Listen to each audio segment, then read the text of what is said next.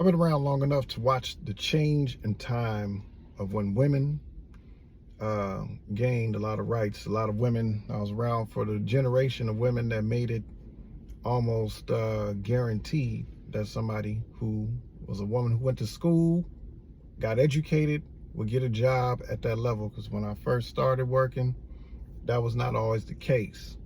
A lot of times, there were different things people had to deal with. The sensitivities that are now did not exist. And there's a group of women, largely the baby boomers, who opened it up for other women.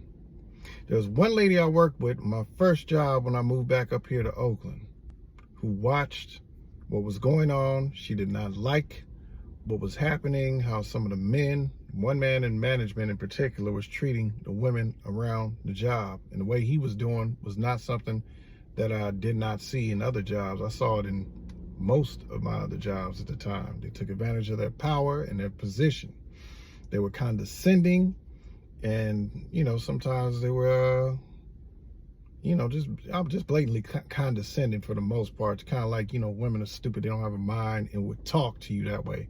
But this lady found a way to flip those scales on him, and she leveraged her own power to do that. And there's a lot of women from that generation that did many things like this that allowed for the situations to be like they are now.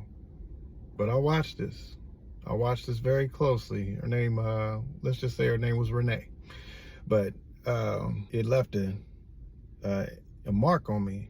And I remember it like it was yesterday. I remember how she held herself. She was a black woman.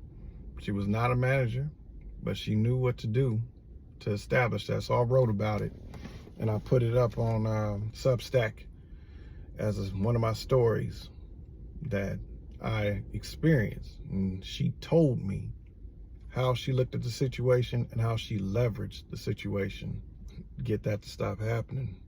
And a lot of black women from that generation were a large influence on my life. Things are very different now.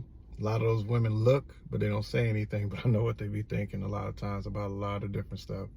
So back then, those women were younger, and they were making their way and breaking glass ceilings so that younger generations could come through and have a better life and not deal with a lot of things that they had to deal with to break through. I'm sharing that, and I hope you enjoy.